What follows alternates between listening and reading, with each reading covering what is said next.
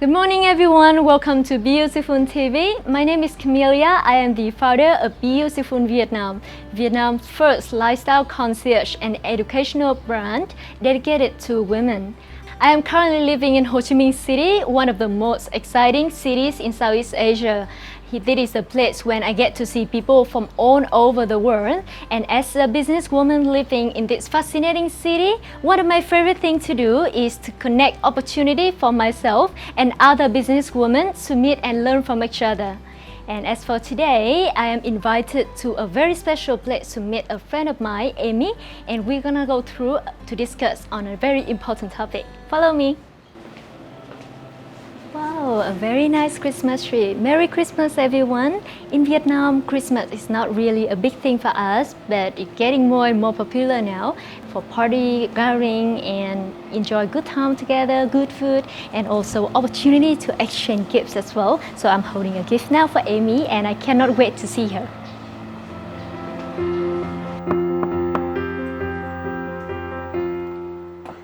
Hi! Hey! Welcome! How are you? Good, thank you. How are you? I'm fine. Welcome to my entertainment room. Oh my god, that's so nice. What surprise you have for me here today? Ah, okay, follow me. Alright, let's go.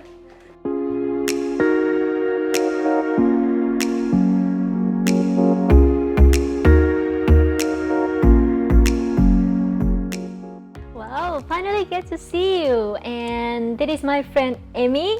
And Aimee, why don't you just tell everyone about yourself? Okay, yeah, I'm glad to. So my name is Aimee, Thụy My Phan, and I am right now working in Vietnam as the chief representative of a German state, the state of Rheinland-Pfalz. And as you can see, we do a lot of promotion and marketing work for German wines in general. Well, so you say that you would like to invite me here today for a little surprise. So I think here is actually the surprise that you prepared for me, right? Exactly. So as you can see, there's a lot of nice bottles here. And are you a wine lover? Do you know about wine? Well, I like wine very much. I like the ideas of that, holding a glass of wine. I love drinking good wines, but I have to be honest that I don't know well about wine at all. So probably something that you're going to tell me today. Yeah. Gladly. So there's a lot of things to know about wine. Mm-hmm. First of all, we do have different types of wine. You probably know about red wine, white wine, and you can see, for example, here I have some beautiful red bottles. Mm-hmm. We have here some beautiful white bottles. And over there, you see, we have two beautiful rosé. Okay, so that is the pinky one. Exactly. So there's a very colorful variety of wine. And here we have the Let sparklings. me guess, they are the bubbles? Yes, the bubbles. And this is something that a lot of people actually don't know. These are the dessert wines or those very sweet wines. Wow. Interesting, I'm excited. So what wine is your favorite, for example? Okay, I don't know, right? Because it's when I go to a party and they actually have a variety of different type of wine. When I came in the beginning, I actually holding a glass of probably sparkling, the bubble one, and I think I like the pinky one very much. Not sure it's just because of it tastes good or also it looks good as well. Mm-hmm. So I'm also onto that. And sometimes, yes, especially when we have depend on different type of food that we eat, like when I eat steak, I think red wine also works well. So yeah, exactly. I would need you to explain actually, right? Because sometimes even when I drink still that type of white wine, but it doesn't feel the same for me. So it's actually one is different from another, and I'm just confused in that part. I don't know which one is good. Yeah, well, I guess there's a lot of people because first of all, before we get started, actually, we get to know all of these wines. I myself am not a professional wine expert or a sommelier. I am just really working in this industry, so that's why I got a lot of knowledge enough to do marketing and promotion. But maybe next time, if we have time, I can invite an expert for you to really explain how to enjoy it. But for today, I think I can explain to you a little bit the surface of what wine can bring. So for example, you said The rosé is very colorful. You know where the color comes from that wine?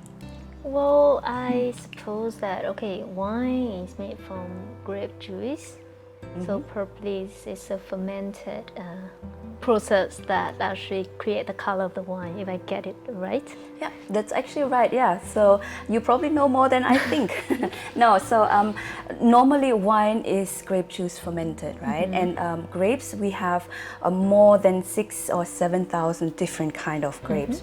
The main difference we have red grapes and we have the green grapes.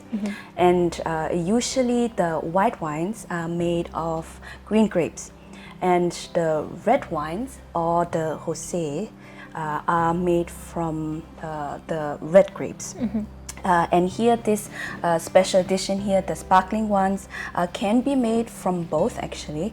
And this is an extra step to get the bubbly in the wine. So it's a very special technique to actually produce a bottle like this, and it takes a long time, even 2 to 5 years, to actually have the last product like this one here. Wow. The white wines here, we do have, for example, the most common one is the Riesling. Okay. We have a Chardonnay or the Sauvignon Blanc. So they are very different in depending from actually where they're coming from. It can be from difference to taste, to the smell. For example, it's called bouquet, to the richness that you drink, and also the alcohol content. Wow. And usually, this is something that I really love.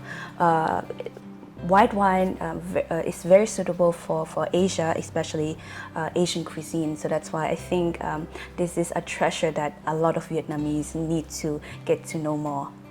And the red wines, are very famous already from the region, like for example, France or Italy or Spain. So we also here have a lot of different varieties. We do have a Pinot Noir. This is one of the most common, popular red wines. We have the Cabernet Sauvignon here, and we do have different types of Pinot Noir from different countries. And these special bottles here, for example, is a mixture of different type of grapes together. Red wines usually can be paired with food that are a little bit more rich. If you have a lot of spices or the protein is very heavy, so it can actually cut through the food and gives you a better experience with both. Does it mean that if I'm not a heavy drinker, I should basically limit myself as well, not to drink too much red wine because it seems to be stronger than white wine? Well, actually, stronger here is a very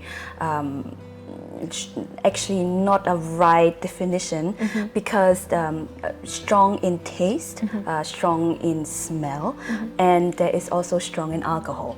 So for example, we have red wines and white wines with the same alcohol content, but when you drink it, you have the feeling that the white wine is lighter and the red wine is not as light, right? So it does depend on, of course, on the grape itself, on where it was grown, and of course how the producer with their own recipe, how they actually do the wines. Okay, so you mentioned a couple of different countries from what I heard. So there's some from France, and any other countries that become popular wine producers?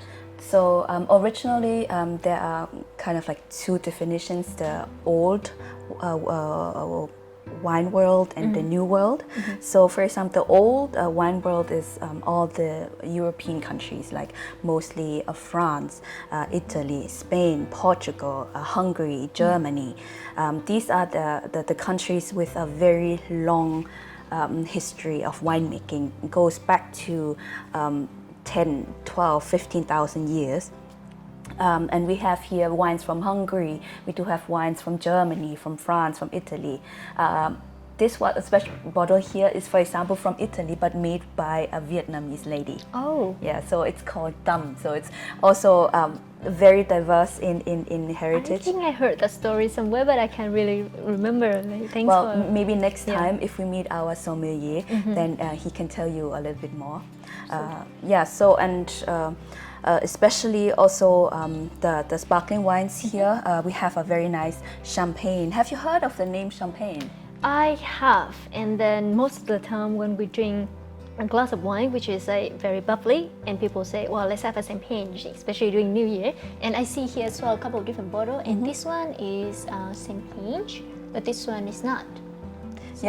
So, the thing with champagne is one of the first regions that actually were able to produce that kind of wine with an extra step of fermentation to get the bubbly into the wine was originally from the region Champagne in France. So that's why it's called originally Champagne. But nowadays, in the modern time, because of a trademark rule, regulations, you should not call every sparkling wine champagne, but only the wines from the region champagne are allowed to call champagne.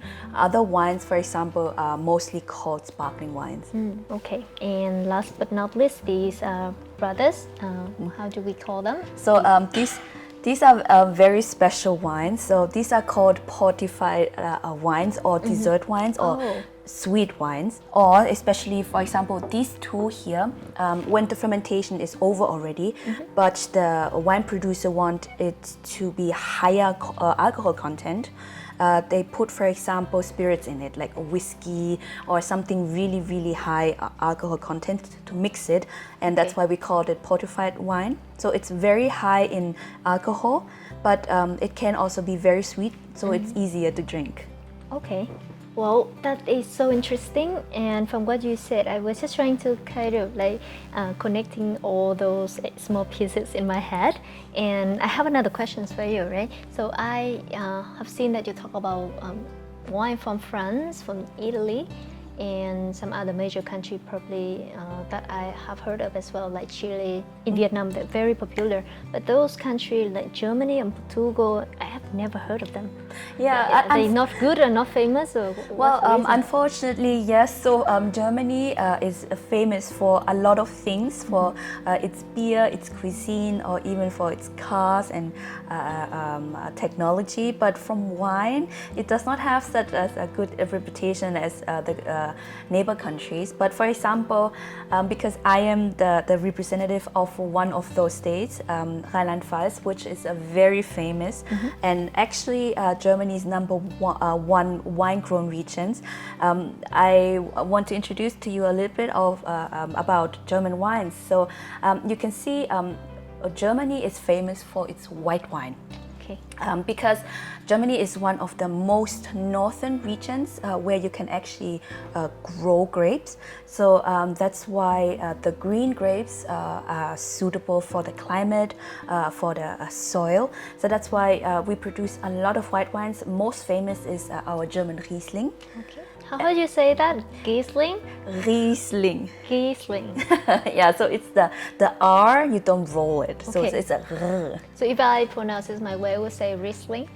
And German way would be Riesling. Yeah, Riesling. And then the state that you're from is Rheinland-Pfalz? Yeah, Rheinland-Pfalz. Okay, all right. So me, not only because I do represent the region, but I personally also do prefer to drink the white wines from that region because, Rheinland-Pfalz has a very special soil and it can bring out a lot of white wines with very nice smell, and it's very light and it's very easy to drink.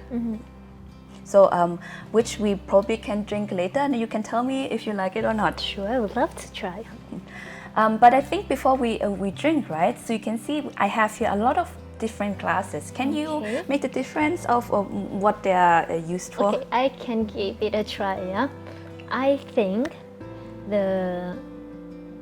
let's start with the biggest one. Normally, I think that is for the red wine. I think there's reason for that as well. Maybe you can explain to me later. Yeah, of course. And then Maybe a slightly smaller one, but I'm a bit confused now, these two, but probably this one can be used for white wine. And this one, I don't know, white wine or rosé, or this one probably for sparkling. This one, right? Yes. So normally like with a higher glass for all the bubbles and look very fancy. And the smallest one probably for dessert wine, since we just I just make a guess, and maybe you can explain to me. Okay, sure. So before I actually explain, also I want to have a big thank you to my dear friend Mr. Hui. He was actually the one choosing all these beautiful wines for me to display it for you today. And he's from Red Apron, one of the biggest and also oldest wine shops here in Vietnam. So thank you to Mr. Hui and his team, and also thank you to Red Apron to give us the chance here to display all these beautiful wines. Well, maybe we're gonna get Mr. Hui as a sommelier. He says sommelier. Sure, I think he will. Maybe next time he should be the one who comes to give it even a bigger introduction of different type of wines. I'm so excited to see. Okay, so you are right. So the bigger glasses here, in fact, for So red they are wines. actually quite different, yeah. So Yes. this one for red wine. For red wines, there is also two different types of red wines, right? So for example, the Pinot Noir. You would actually drink in like something that is more easy, and you see the shapes, right? The rounder it gets when you pour the wines in, the more air, room it has to get in contact with the air, so to get oxidized. So the tannin in the wines, the stronger the tannin is, the more it oxidizes. Okay. So meaning these glasses actually help you to either taste the wine better. The taste of the wines get changed a little bit when it gets in contact with air. So I get that's why some people say like they often open the red wine bottle and then let some time for it to breathe. Exactly. So that's why So that's how you call it. So the wine needs to breathe. Okay. So and I think the bigger the wine the glasses are, actually it helps you more. So it can also see people shake the glasses, right? So it breathes more, it has more oxygen in it, and it changes the taste a little bit for the better. Okay, and then we have also those three. Yeah, so, and of course the long neck one is for the sparkling, and the smaller ones here is actually also for different types of white wines. Okay. White wines, it does not have that much tannin. Okay. It is not that spicy or dry on the mouth, so that's why it does not need to breathe too much. But still, for example, we have the Sauvignon, or we do have the Chardonnay. These are also two different types of white wines. The Chardonnay has a tendency to be a little bit more stronger than the Sauvignon, so that's why also the more air it has, the better it actually tastes in your mouth. I have a question. Because sometimes when I drink white wine, right, I see that people actually chill the glass, like to make them a lot colder. Does it mean that you need to store the white wine in a particular temperature, keep them cold? Yeah, exactly. So that is also a very important point when you drink wine, especially white wines need to be chilled best under 10 degrees Celsius. So it brings out more taste, and it's more cooling for you to drink. For red wines, it is not necessary to keep it cool, so room temperature would be fine. But sometimes, for example, if it's too hot, if you drink it outside, so let it cool a little bit, and in ice would be also better for the wines itself. And for the sparkling, of course, the cooler the better. Well, you know what? Like, I'm looking at this and I thought, wow, like how am I going to know all this? And I'm actually a bit overwhelmed. And I just wanted to ask, right? You was growing up in Germany, so the wine thing is something that you kind of growing up with that? Well, actually, no, not everybody actually grows up with wine, right? But because to be a wine drinker is actually an art, actually, because to really be able to differentiate between all these different tastes, it takes studies and long time of tasting, and like different types of events to actually know how to use, when to use. But I think of nowadays, especially as women, as we are, we should actually get to know this. And I mean, with our work, being a world wine woman would actually have its advantage. That's actually interesting because I'm Vietnamese, so I was born and growing up in Vietnam, and women are not in the drinking culture as such. And sometimes I just wonder what would be the benefit for women to know how to drink or to know about wine, especially when you work in the Western context, like when we actually getting more and more familiar with having wine during our meals or when we attend events, right? Because drinking wine with the suitable food, it's not only having a meal. It is actually an experience. So you sitting down and you have the time to talk to your friends, to your families, and you have the time to enjoy it. And I think it's a valuable time, and it also brings you a lot of passion and patience, and there is so much more but to learn about wine and fine dining. It's not only just a drink, Wow. Well, I just can't wait to explore later, to open the bottle and think. And I suppose that whenever the restrictions with travel still exist, even by drinking wine, and especially when they come from different country, almost like giving you a passport to travel to the world. And just like you said, to become a wine woman is something especially, interesting. I mean, you drink a wine from each different country, and you actually get to know a little bit more about its culture. So it does not only bring pleasure or leisure, it also brings a little bit of knowledge, about its culture. So I think, how about we try the first culture here? Yes, please. What are we gonna have? Okay, so first I would like to introduce to you, because it's so beautiful, let's try a nice rosé. So are you ready to open this bottle? Because I know a lot of women are quite afraid of it. I am too, but today, since I have somebody here to give me instructions, right? Yeah. So I would need your help too, right? Is there anything, for example, if I need to present this bottle to someone, how should I hold it and how should I introduce that to people? Well, I mean, I'm not a sommelier or even working in the restaurant hospitality industry, but I think I've seen sommeliers doing it like this. So it's actually quite a posture and an art to introduce this bottle to the drinkers, right? So there's also a lot of classes that teaches you how to present and how to actually give out these bottles to your guests. So I mean, but for now, I think we can be a little bit more casual about relaxed, it. Right? Yeah, so more that relaxed. You can just show me. So here is the bottle of the Bottega Rose, and you say Jose. Yeah, Jose. Okay, so what I need to do is basically take off these Yes. label. Okay, don't laugh at me. I'm trying. So I see here. So we take them off. Okay. So put it on the table, it's easier. Okay. So yes. So just we. Okay, so one I take this off. Okay. And we so have these. Here, you here. open this here. Oh, there's a small little handle here, right? Yes. So I would need to Yeah, just screw it up. turn them around so that I can take away this lid.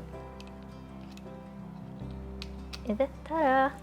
Okay, first step done. Okay. Okay. And the next one, I just need to open it. Yeah. So usually, what you've seen the F1, right? They Yes. would just like. Okay. No, should we but do we're that? not doing that because this is also But sparkling. is it a good thing to do? To do that? Well, because there are the bubbles. I read if you. Yeah, it's already there is- bubble, right? Yes. Okay, so you don't. Yay! See, it's not that difficult, right? Well, it's actually easier than I thought. I thought I would need to use something and pushing Okay. it so hard. So we try use here. this glass. Okay. So So usually we should use the champagne, the sparkling glass, but it's okay. today is just for testing, right? Yeah, it's just for taste. Okay. It's a lot of Oh, bubbles. look how beautiful it is. It's very beautiful. Okay. Cheers. Yes. Well, before you drink, I would say smell it first. That's the art to smell it. What do you think? It's fruity. Yes, it's very fruity, and you can smell very citrus. Okay, let's try.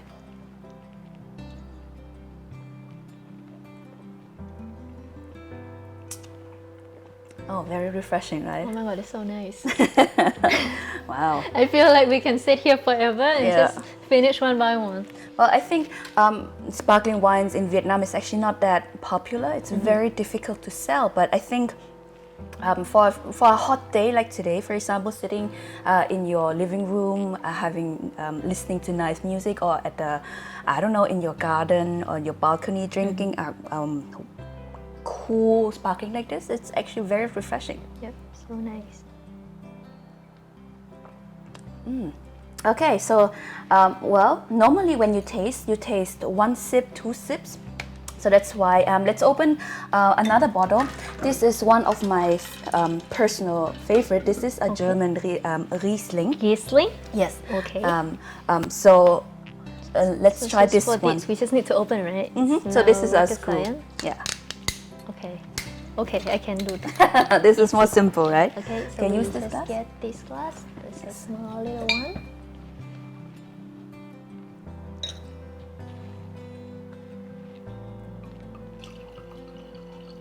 Can I have one for you? Yes, give me this. Okay, that's enough. Thank you. Okay. So that is from. You said it's a German one. Yeah, it's a German. Okay, I show you how to actually read the labels because Yes, it's not that it is not that simple. So, for example, you can see here this bottle. Okay. This is Weingut Schmidt. So this is the name of the wine producer. The vineyard's name is Schmidt, and the Schmidt is 1753. So I think that's the year when the vineyard started. So it's a very old vineyard. And here you can see this is a Riesling. The name is on the label. Okay. And 2019, that's actually the year when the grape was grown. Okay. Yeah, and the bottle was made. And each individual bottles has its own name. For example, this one has a very sweet name. It's called Mittelstück, and that's German. I'm sorry. Okay. So a Mittelstück means the middle piece. So meaning probably this wine was grown on the soil or the piece of land that was in between something else. So it has a certain name to say where it comes from actually. And also from all of the wines you will see, they will explain to you what kind of wine this is. For example, this one is trocken. This is German for dry, meaning this wine here is not sweet.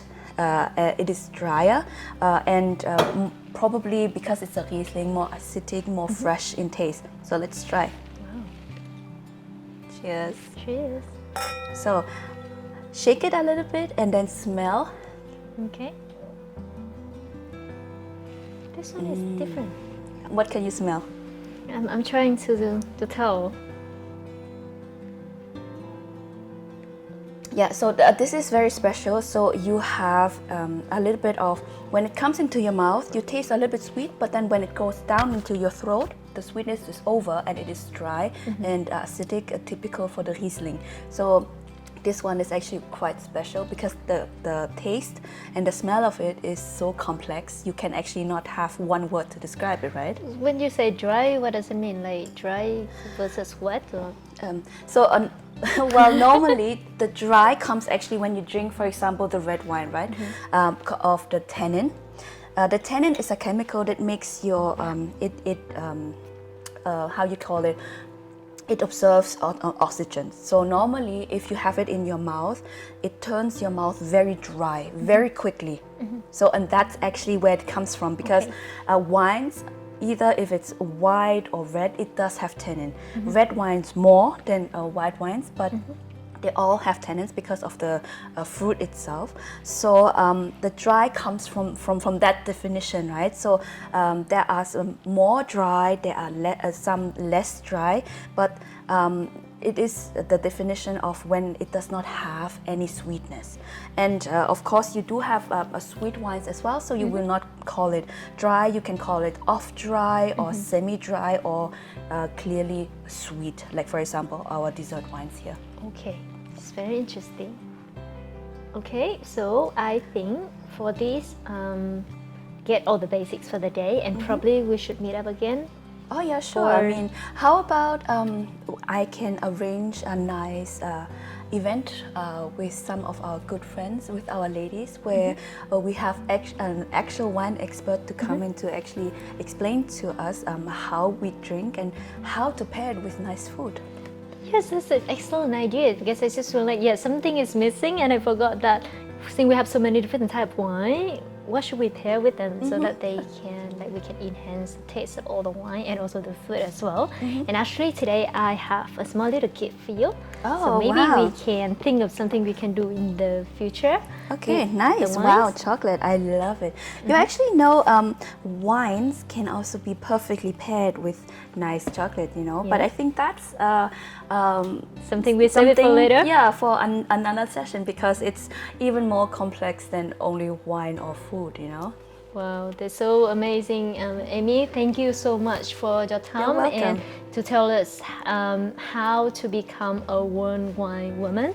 And you know, one of my favorite quote all the time, that in one of the favorite movies, saying that at the end of the day, a girl with a laptop and a glass of wine had shopping potential. So cheers to that. Cheers to that.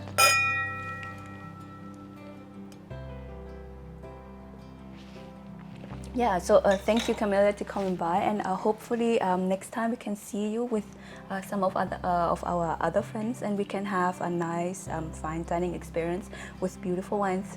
Absolutely. Thank you, Aimee. Okay. Thank you everyone for watching, and we hope that for today you have some brief ideas of what wines is about and whether or not you would like to become a one wine woman or maybe a one wine man if you happen to be a gentleman watching our channel. See you next time. Bye bye. Yay! Yeah. Look at that! Ooh, interesting. Look at that, with marshmallows in it. Yes. Merry Christmas, Aimee. Merry Christmas. Yes. There's some milk left over here.